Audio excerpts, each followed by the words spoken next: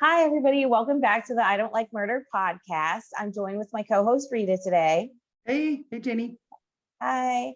So I'm going to tell you today about a story from a town that is near my hometown, and it actually is a nurse serial killer that worked at a hospital that I also worked at right after he left the hospital. So it's going to be very close to me, and it's a pretty interesting story.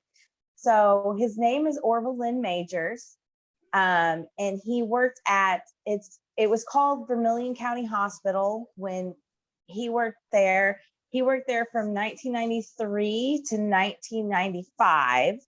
And I started working at the same hospital in 1996 in the kitchen as a dishwasher.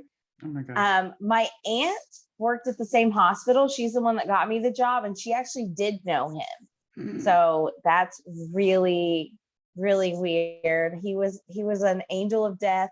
He was a practical nurse that worked the ICU there.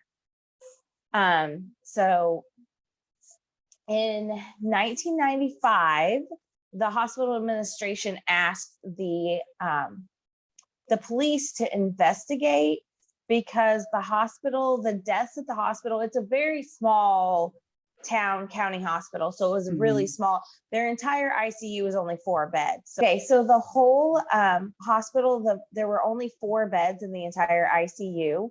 So it was a really small hospital. And then, so the police came in to investigate. They figured out that he was the only person that was with every patient that had died in the almost 2 years he had been there. So they started investigating him. They searched his house and his van. They found syringes, and they also found empty vials of potassium chloride. And what he had done was inject potassium chloride and ephedrine, which caused their heart to stop, is how he killed them off. So it's rumored that he was killing off patients that were difficult or adding to his workload, or he just really didn't like the patient, so he would kill them off. So it wasn't necessarily that and I remembered when I heard about it in high school, what I remembered from it was that he was basically helping people in their lives that were just miserable. But when I was researching, that's not what I found. I found that it was if he didn't like them for whatever reason, that he was going ahead and just killing them off. So that's a little bit different.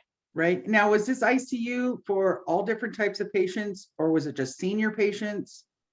Because all types of patients. Okay, so they could be at the end stages of cancer, they could have Alzheimer's, or they just could be a regular person who's in ICU because of different, medical complications. So yes, it wasn't like we think of the angels of death in a senior care living place. No, right? No, okay. It wasn't like that. And I think that like his youngest victim was in their 50s. So It was definitely not. And the hospital was, I don't think they did any like cancer patients there. It's more of like, now the hospital got their license revoked for being a hospital, and they're now just like an immediate care place. That was years after he was there. But yeah, so it was always like if you broke a toe or like you had the flu, it was not the hospital in the area that you went to for serious illness. It's kind of had a reputation of you don't go there, and well, wow. This probably didn't help anything with that. So they ended up in their investigation, they exhumed at least 15 bodies to test. And he was, in 1999, he was convicted of 6 murders and sentenced to 360 years in prison. There was a 7th case that was brought against him, but the jury couldn't decide on that one. So he didn't get convicted of that 7th one. Right. But 360 years, that's going to cover anything. And there have been statistical studies that have linked him to as many as 130 to 147 deaths in the time he was there. And that almost all of the patients had they had suffered from sudden respiratory failure, which is what the ephedrine and potassium chloride does to you. So at the hospital, did they just start going, we're just having too many people dying that shouldn't be dying? And it just so happens to be because people do unfortunately expire and they die. And, every single day of those of us who have loved ones who passed away in the hospital. But then obviously somebody was going, this is a 50-year-old who it wouldn't, right. So if someone dies, if someone's in critical care and, on a ventilator and then their heart stops, well, that's to be expected, right? Versus something else. It's like, so I'm wondering if he started getting careless or it just started mounting up. Cause that's what's interesting is like, who started putting it all together? Well, the hospital administration, they are the ones that, so the deaths, it averaged around 26 a year. And in 1994, they had 31 deaths. And in 1995, it went up to 120. So from 31 to 120. So it was a huge jump. It wasn't subtle jump at all. Oh my goodness. So they knew something was going on because that's what it was then. Yeah. And there was one day that all 4 ICU patients passed away in one day. So that definitely, I'm sure that can naturally happen, but it's probably very rare to happen. So I guess I don't want to say a good note, but he ended up passing away in prison at 56 of heart complications back in 2017. So he was in prison for quite a while, for a little over 15 years, close to 20 years. But I was just, I thought you were going to say something. Oh yeah, so he pled not guilty, obviously, to go to trial. Mm-hmm. So did he ever talk afterwards and explain it? Or did he go to his grave saying it wasn't me? He went to his grave saying it wasn't him. Interesting. Yeah. But the evidence was there. You have vials of the stuff in your van in your house. Well, I don't know why you would keep those around, but hey, whatever. Maybe he was killing other people out in the world, and that's why he had vials outside of the hospital. Or I watched forensic psychologists were saying there is an element, even subconsciously, that you want to get caught. It's like there's this, subconsciously, like a moral thing of going, it's, I'm giving you all the clues, but no one would need, know to look, but, or it could be more psychotic, which is souvenirs. Of empty vials and syringes and stuff. So it made it, the way I read it was that basically he just threw them out, like it was nothing, just laying around, but so one thing that I did not know or remember from back then, and it may have been because the trial was after I had left. I worked there from 96 to 98, and then I moved out of the area when I graduated from high school. So his trial was in 2000, or 99 and 2000. So I didn't pay attention to it after that because I wasn't there. But so the jury, one of the jurors came forward and was uncomfortable with the situation that happened. And this is like kind of our weird twist to look into.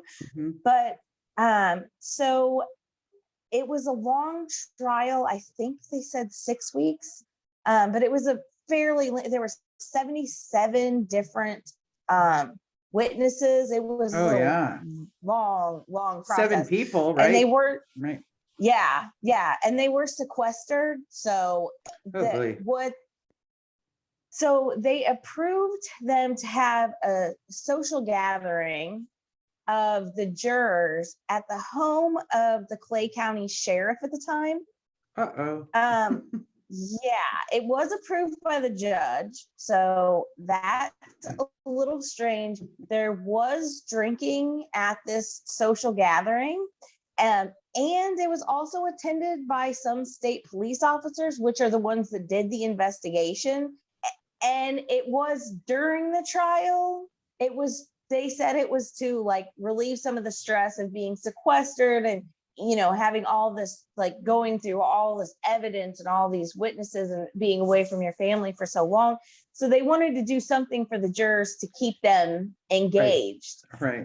This probably was not necessarily like the best route to go. It does seem a little sketchy. I've never heard of, the sheriff throwing a party for jurors during a trial before and allowing drinking. So the juror that came forward with this information was the only one. The rest of them said there was nothing that was an issue. They had a couple beers at this party, which totally fine if that's all that happened. And it was in the evening. It was after the trial, Plus, we all agreed he was guilty. It's all good. Exactly. I think that her problem was, I don't know. It seems to me like sketchy, but I'm very hesitant to trust law enforcement anyway. So to me, that's the red flag to me. But it was approved by the court, and no one was drunk or had been drinking before or during court. It was all after the day had wrapped. They were all, went to this approved social gathering. So, you can look at that either way, but I don't think that it affected the trial at all. But if I may just add, that was in 2001, right? By the time it goes, so that's 20 years ago. Okay. And certainly OJ, of course, was in the early 90s, wasn't it? Mm-hmm. Yeah. Yes, it was in the early 90s. Yep. Big sensation, but nothing like we know now about cases in terms of our entertainment. Right. So then it would just be, because that would be a defense attorney's dream to get that information to go appeal. And that's why you fast forward to now, where there's teams of lawyers for a defendant, because they're looking for anything somebody says that could be a reason for an appeal. And they'll use all of it. They didn't do this. They didn't do that. We fought this. So that's a lot of the lead up to why it can take 2 to 3 years for a trial to even, be in front of a jury because of that. But it is so funny, because right now we'd be horrified to go, that doesn't sound right at all. And then, but something like that happens and that juror speaks out. And I bet it's just a snowball throughout everybody would think that's not cool. That's not cool to go visit, because you could say, yes, give everyone a break and almost go rent a big hotel room, like a convention room, a conference room, and then have guards standing around it, and then nobody talk about the trial. That is another thing we'll do on another show, but really trying to get some guests to talk about that, because the human nature to not talk about a big case. Yes. Yeah, I've been on a jury and it's really hard. It was a murder case. Jury I was on, and it lasted 4 days, and it was, all you want to do is go home and Google about the case and find out whatever you can, and you can't do that. So and what we learned is, some jurors a lot of times don't see the entire case that the public can see. Because all the attorneys, the DA and the defendant's attorney is fighting for keeping things in and out. So it's so interesting. Anyway, I'm sorry to interrupt, but just super interesting in terms of a point of where, looking at more and more with each of these cases to say, what was the jury doing? And then I always think, I every year I get called for jury duty, and only 3 times I've gotten close where you get in, you're not just wiped out when you get there to say, oh, you're not part of this group. Yeah. But 3 different times I've gotten into the courthouse in a number, and so you get to listen to what the case is about. Mm-hmm. And so interesting, but it's really hard not to talk about it, even not being chosen, just not being chosen, and then be really interested in, and then I'm thankful that I didn't get it, because I don't know, looking at a murder trial, that's got to be really tough. I'm thinking I got seated for one, not seated. I was in the last 30, and then they picked all their jurors and their alternates. And then when I went home, because I didn't know what the case was when I went to jury duty. When I went home and I was released, I looked it up, and I was thankful, because it was pretty brutal. Yeah. It's a weird process. It was, when I was on it, it was probably 15 years ago. The thing I remember is we did convict him of murder on one of his cases. And his pregnant girlfriend was in the court and just staring us down the whole time. And I'm just like, oh, please don't remember me. Cause now I don't know now as much as I know about trials now. I don't think I could fairly be on a jury, because I've heard too many stories of wrongful convictions, and I don't know that I would be able to convict someone now. And I saw this great thing about that, where there are certain places in our country where say cities that have a higher crime, a higher crime rate. And so, because the jury pool is pulled within 15, 20 miles from the courthouse. And then, but I think it was in Pittsburgh, Pennsylvania. I remember, but it was a funny little blurb, because it's saying that, of the jury, has any of you been affected by crime? And like everybody raised their hands. So, and then because it was about, the case was about a police officer shooting. The police officer was going to trial for shooting a person. So, but it was just, and then the judge said, and there's, in these circumstances, these are your peers. They're in this world. And so that's really interesting, because and then there's laws for that. Say, because do you have animosity? It's like everybody has an issue. So what do you, that kind of jury to go, none of us are too thrilled with the police, but that's where we're at. And that's where we landed. Just like committing a murder in a death penalty state. But anyway, I'm sorry to interrupt, but it's just really interesting in terms of all of these aspects of a jury, and the state you're in, and the county you're in, because the counties, certain things can be different, and then how it's argued and how it's protected.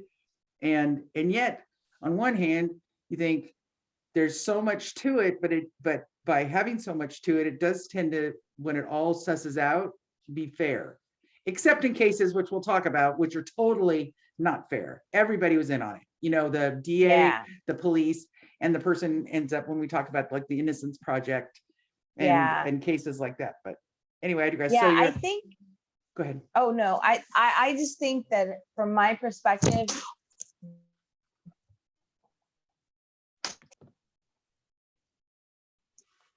From my perspective, I feel like I grew up in a place where the police were a little bit on the sketchy side. So I think I have that natural tendency to be sketchy. And then when you get older and you hear about wrongful convictions, and right before I went to this trial, I had read a book. I don't remember the book, but it was written by a guy who was wrongfully convicted, and he got exonerated 20 years after. And I'm just terrified of locking someone up in prison for a crime they didn't commit. Because to me, I would rather have someone free that, I don't want to say that murdered somebody, but I would rather let a guilty person free than put an innocent person in jail. I mean, if Yeah, you you're have not to going to go, get on a jury with that attitude. yeah, I know. But the other part of it is that we've, in the last 25 years, we know so much because it's part of our entertainment. Know so Yeah. much. But it also starts to answer the question why DAs will choose not to bring a case up, because that's what I've heard different lawyers talk about, is that, especially defense attorneys, is that people want to see actual proof. Circumstantial cases can be won, but you better connect the dots. Like nobody, like it defies all and any other logic that it wasn't this person, because when they do and then depending on the DA's case, to say everything points to this guy, but there's no actual physical evidence. Well, the defendant's attorney is going to jump on that. You don't have a picture of him at the crime. You don't have any DNA from the crime. You don't have blah, blah, blah. And so yeah, but I agree. It would make the same kind of thing. We answer all the questions, or they call it voir dire, all the questions as a potential juror, and you answer all those questions. And yet if you're really truthful, and that's what's happening right now in the Elizabeth Holmes cases, they've lost 3 or 4 jurors, and 2 women got up and said, and this is days into the case, saying, I feel it's against my religion because I can't help but think of what the future is going to be like for her. Now, she didn't say she felt she was guilty or not, but what else would you think it would be? Because why would you care if you're I mean, if you think she's going to be free, then you wouldn't have any guilt about that. Right. So 2 jurors, one right after the other, just came out and said, I just don't believe that I can put someone through that.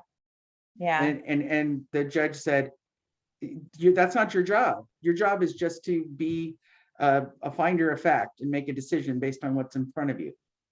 And but it is more complicated than that. Right. Because I think too, and you've been a juror. I haven't made it the whole way, been through everything, but that I was in that last group of 30 and when they picked everybody. But is that to be a jury, that's a whole different perspective, because it's not like on TV. No. And it's really, you have to be you all have to agree that, yes, there's enough here. 12 people have to say there's enough here that this person is guilty of it. And so, but there's so, right. And I'm sure it's hard for 12 people to agree, but no sometimes, but it's so super interesting because there's all these we all bring our own experience to the table, but then it would be impossible to think I guess it all depends too. You see something really hideously heinous, harm to a child, or just something so beyond egregious behavior in addition to the murder, then I think then I don't think that even crosses anyone's mind to go, yeah, he's guilty and he should be in prison the rest of his life. I've been proven. If there's any wavering, it all depends on how you feel. Do people? But I also think that's a problem with people being wrongfully convicted, because you see something so horrible, and a lot of people, I mean, if you don't watch any kind of true crime, you probably have no idea about how confessions work and how so many people confess. Because I would think anyone would think I would never confess to something I didn't commit. However, it happens all the time. And if you see something so terrible and then you think, well, this guy confessed, or they have enough evidence that they think this is a guy, they're the professionals. Why wouldn't, I want to convict him because I trust in the system. Right. And instead of and the way it's set up is the DA, the judge, they're all authority. And even though they say you're presumed innocent, it's like, well, they've been locked up. Yeah. Innocent people aren't locked up, right? On suspicion of, right? So there's enough proof to keep them behind bars. Yeah. But there's so much to it. That's why we're doing this, because it's really, really interesting. But back to your case, so what happened to the hospital after? Did the hospital just kind of, like after the conviction, the hospital came out and said, we didn't want this to happen, of course, but because I would imagine the hospital would have a tremendous reputation problem. Yes. So I actually started working at the hospital right after he left. It was Wow. it was months after. It was less than a year after he left that I started working there. And from my perspective, it was business as usual. You know, of course, I'm sure they came out with statements, and the hospital administrators are the ones that said something's going on here. We need to investigate. So they obviously, and it was within, you know, a year. I think he worked there a year and a half or so, because he started in 93 and he left in 95. So it was a very short amount of time that they had noticed a problem, got the investigation, and got him out of there. So it wasn't, I mean, yes, to the families that lost someone, that's a long time that they might not have lost someone, but it's really not that long of a time if you think of all the red tape with investigations and hospitals and all that together. But yeah, when I worked there, no one ever talked about it. It just seemed like it was a normal thing. I also worked in the kitchen and I was 16. So, I wasn't paying attention to any of that. Right. Anyway. But it's still amazing that, now, did they keep him working up until the investigation? Or when they noticed it, they say, you need to go on a leave of absence because we're investigating this? Or was he just arrested and that was it? It wasn't super clear. Mm-hmm. He left the hospital before he was arrested. Okay. I do know that, but I'm not sure what the situation was with him leaving, if he was asked to leave or whatever, because he actually moved back to his hometown and worked as a florist or a floral delivery person while the investigation was finishing. So yeah. So it must have affected his licensing of some sort. They must have behind the scenes. Yeah. I saw a case, and when you were telling me a little bit about what we're going to talk about, I had just watched a case about a woman in Canada who was the same type, but she used insulin, and it was in a senior medical center. Yeah.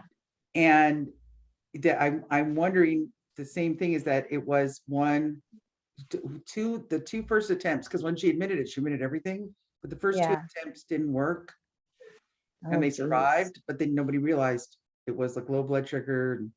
But then it's like once the first one died, then the third one, and they kept growing and growing. So it's really, it's amazing to think, because what's alarming, which is always alarming with these cases, excuse me, I've got a little hair in my throat, but what's alarming is how absolutely normal she looked.